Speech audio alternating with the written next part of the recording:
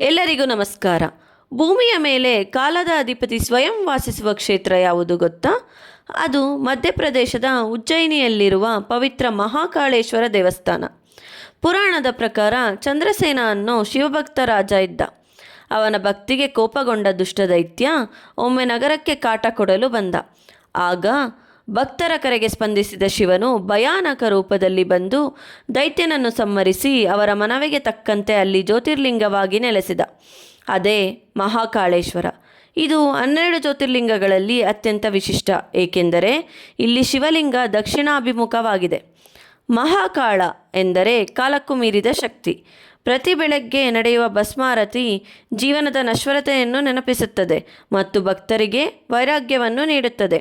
ಯಾರು ಮಹಾಕಾಳೇಶ್ವರನನ್ನು ಭಕ್ತಿಯಿಂದ ಸ್ಮರಿಸುತ್ತಾರೋ ಅವರ ಮೇಲೆ ಕಾಲದ ದೋಷವು ಪರಿಣಾಮ ಬೀರುವುದಿಲ್ಲ ಎಂದು ನಂಬಿಕೆ ಇದೆ. ಹರ ಹರ ಮಹಾದೇವ. ಧನ್ಯವಾದಗಳು.